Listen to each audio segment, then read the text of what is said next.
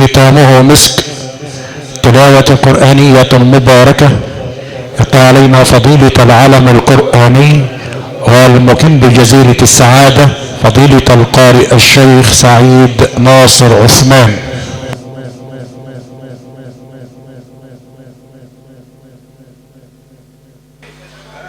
أعوذ بالله من الشيطان الرجيم. جدع كده وصحصح. حبيبي عمدتنا الكبير نور الدنيا يا حبيبي.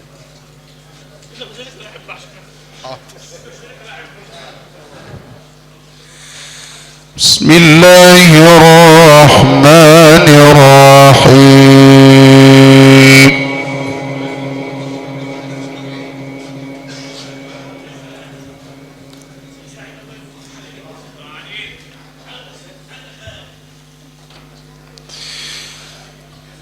كلا بل تحبون العاجلة وتذرون الآخرة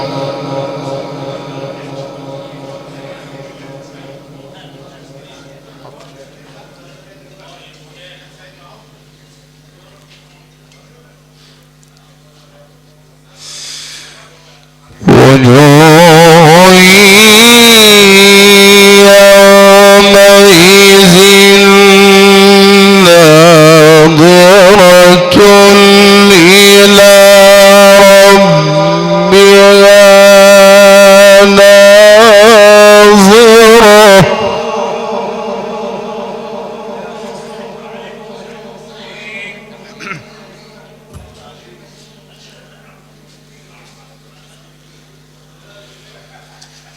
وجوه يومئذ ناظرة إلى ربها ناظرة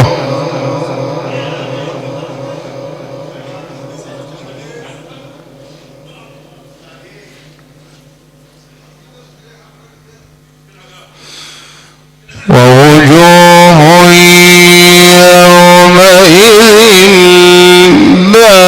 باسرة تظن أن يفعل بها فاقرة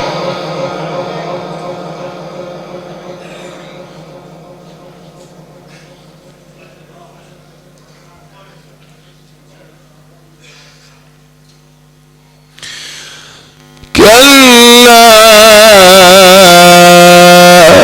إذا بلغت التراقي وقيل من راق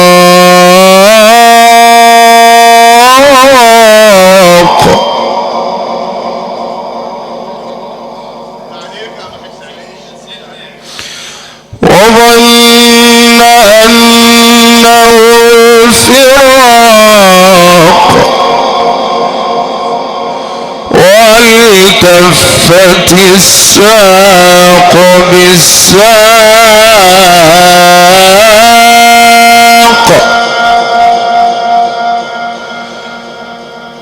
إلى ربك يومئذ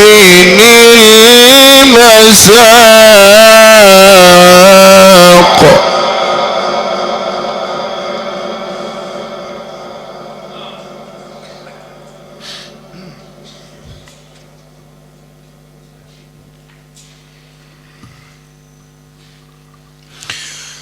كلا إذا بلغت التراقي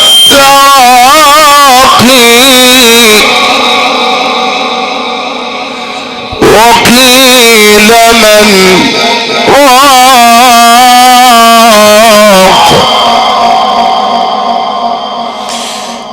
وقيل من راق وظن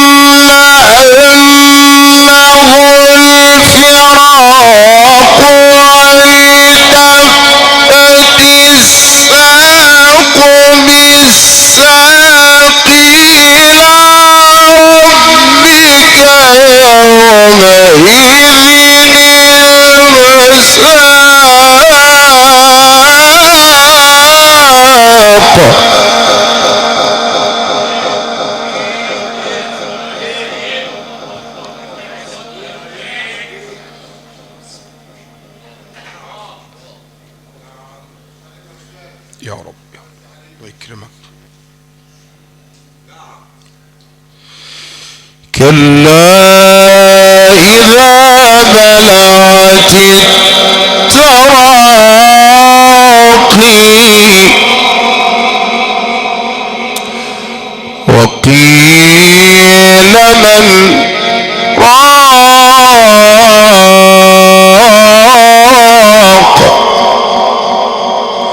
وظن أنه الفراق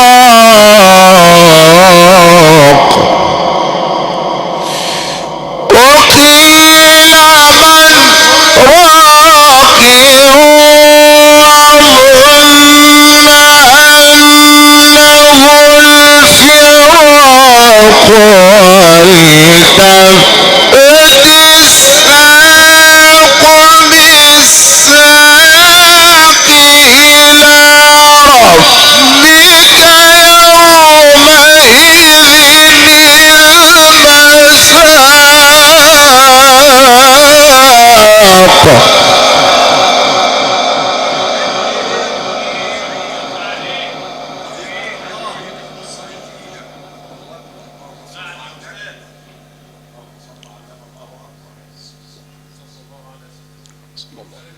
يا رب.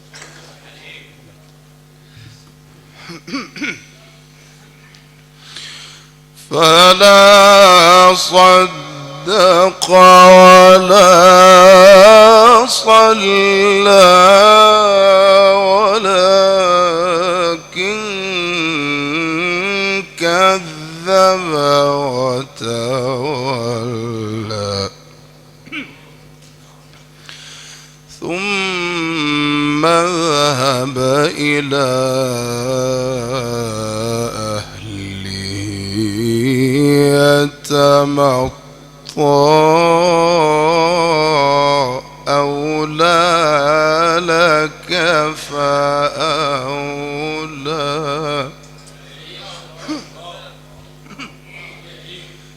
ثم أولى لك فأولى أيحسب الإنسان أن يترك سدى ألم يكن نطفة من مني يمنى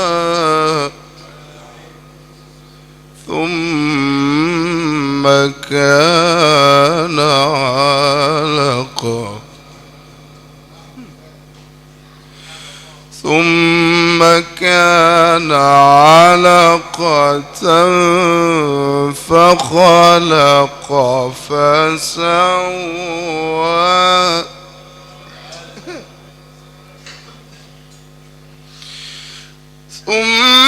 ثم كان علقة فخلق فسوى فجعل منه الزوجين الذكر والأنثى أليس ذلك بقادر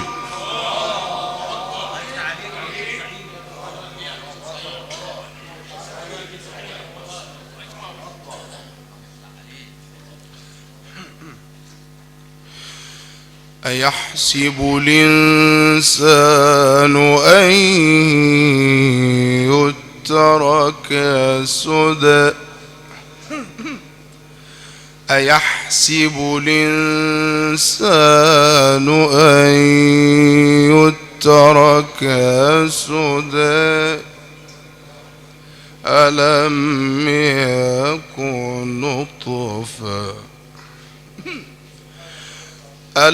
يكن نطفة من مني تمنى ثم كان علقة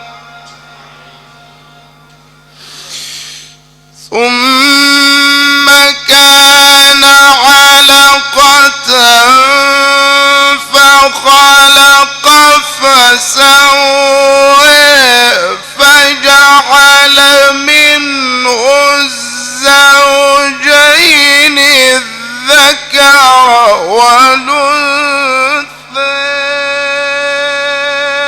أليس ذلك بقادر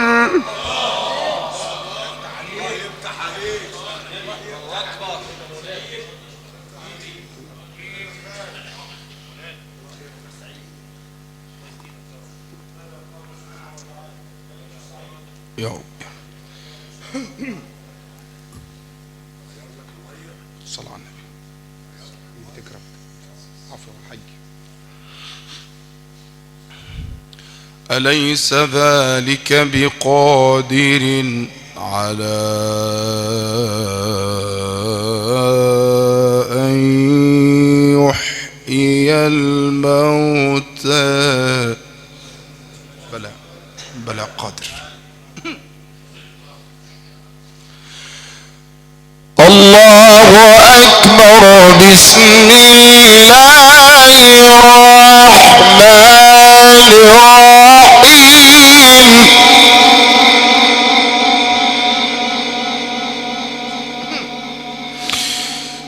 يا أيتها النفس المطمئنة ارجعي إلى ربك راضية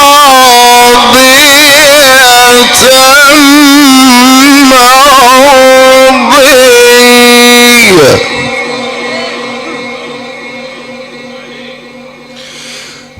فادخلي في عبادي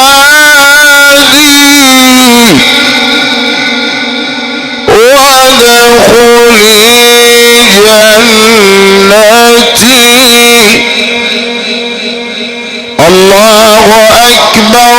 بسم الله الرحمن الرحيم. اقرأ باسم ربك الذي خلق. خلق الإنسان من علق.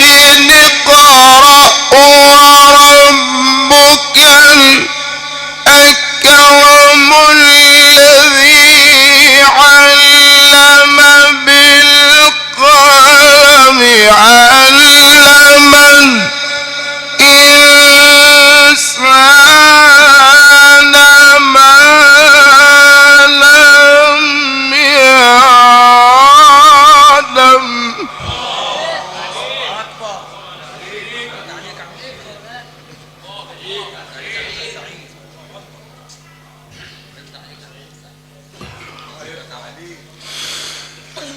اقرأ باسم ربك الذي خلق. خلق الإنسان من علق. خلق الإنسان من علق. خلق الإنسان من علق. اقرأ وربك الأكرم الذي علم بالقلم. علم الإنسان ما لم يعلم.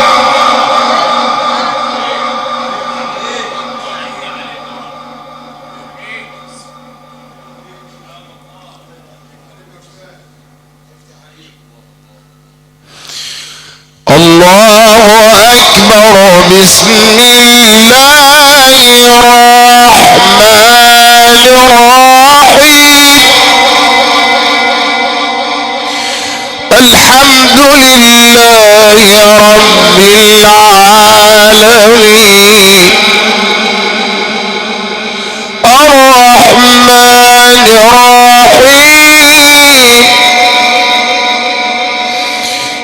الحمد لله رب العالمين الرحمن الرحيم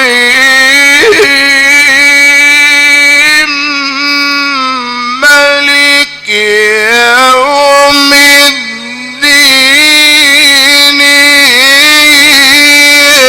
إياك نعبد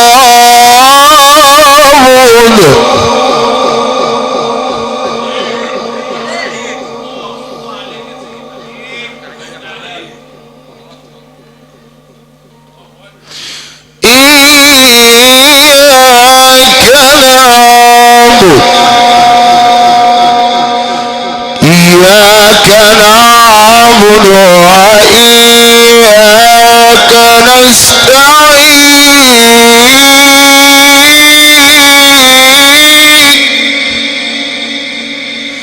اهدنا الصراط المستقيم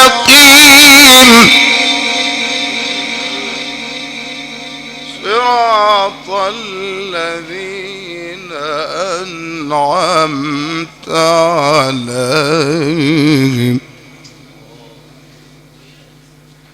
غير المغضوب عليهم ولا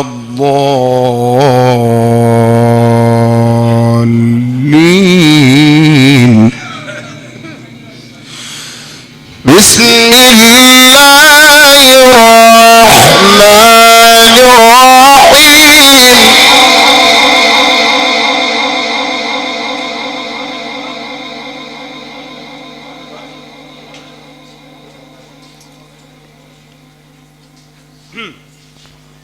ماشي يا عم. ربطت كده خلاص. ربطت. لا بحاول. بسم الله الرحمن الرحيم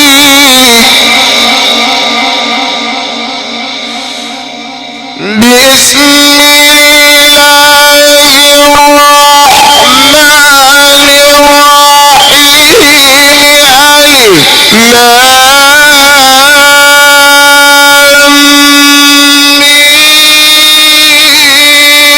ذلك الكتاب لا ريب فيه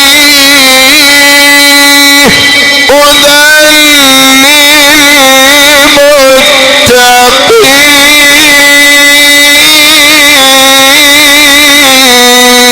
للمتقين. صدق الله العظيم. اللهم احفظنا بالقرآن وارحمنا بالقرآن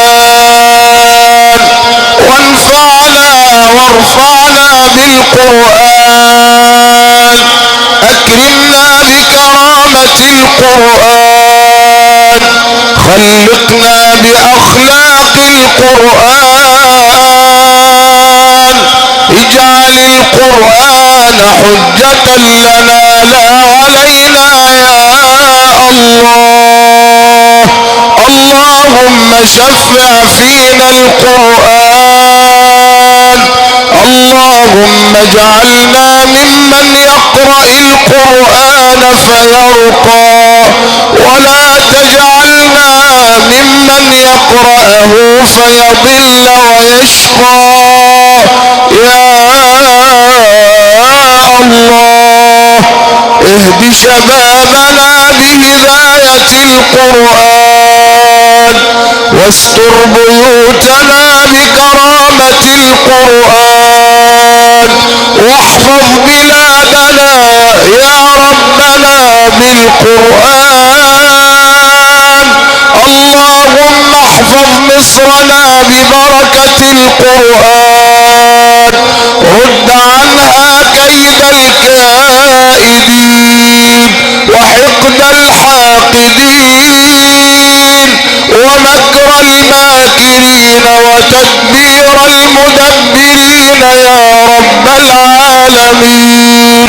اجعلنا في امانك وضمانك وحفظك يا الله. انصر اخواننا المستضعفين، ايدهم بنصرك يا كريم. ارحم شهداءهم واشف مصابهم يا الله. اللهم انا نسألك بحق كتابك الكريم ونبيك المصطفى الامين ان ترحم راحلتنا رحمة واسعة يا الله. انزل على قبرها الضياء والنور والفسحة والسرور. مد لها في قبرها مد بصرها يا الله. اجعل الليلة خير لياليها يا الله. جاف القبر عن جنبيها يا الله. كن معها ولا تكن عليها يا الله. اللهم لين ترابها ويسر حسابها واحسن جوابها ويمن كتابها واحشرها مع احبابها يا الله. طيب مرقدها وعطر مشهدها وارحم تحت الثرى غربتنا وغربتها يا الله. احشرها برفقة النبي صلى الله عليه وسلم واسقها من يده يا الله. اسقها من يده شربة هنيئة لا تظمأ بعدها يا الله. اجعلها في سدر مخضود وطلح منضود وظل ممدود وماء مسكوب. واجعل لها فاكهة كثيرة لا مقطوعة ولا ممنوعة يا الله. لا تفتنا بعدها ولا تحرمنا اجرها. واغفر اللهم لنا ولها يا الله. اجعل صبرها في موازين حسناتها يا الله. انزلها بصبرها منازل الشهداء والصالحين والنبيين والصديقين وحسن اولئك رفيقا. ذلك الفضل من الله وكفى بالله عليما. وصلى اللهم وسلم وبارك على سيدنا محمد والحمد لله رب العالمين. الفاتحة.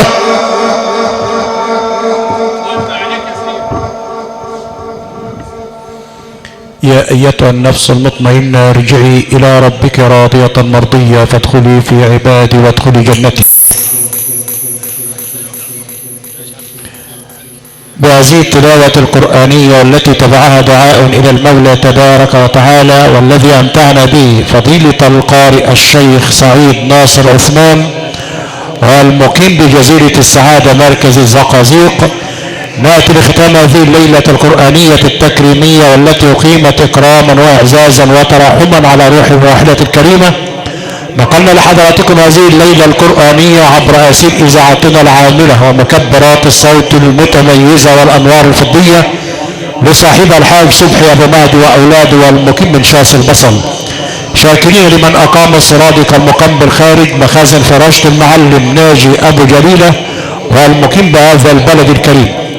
أما واجب الضيافة للمتر المتميز محمد الننا والمقيم بهذا البلد الكريم باسم آل برع الكرام وآل مهدي، يتقدمون بخالص شكر لكل من أتى لهنا مقدما واجب العزاء في الراحلة الكريمة، شاكرين واجب العزاء للوالد الحاج محمد عرابي ونجيه الكريم الأستاذ نزيه، كما تقدم بخالص شكر لحضرة عمدة الحاج سعيد إبراهيم، كما أشكر علم الواجب أخي الحبيب الحاج فتحي صابر والذي شرفنا بالحضور من عرب الرملية مقدما واجب العزاء لأخيه وصديقه الحاج صبحي أبو مهدي. اللهم إني أسألك بكل اسم لك سميت به نفسك أو أنزلته في كتابك أو علمته أحدا من خلقك أو استأثرت به في علم الغيب عندك أن تتقبل منا ما قرأ في هذا اليوم وفي هذه الليلة هدية منا إلى حبيبك المصطفى ثم إلى روح الراحلة الكريمة.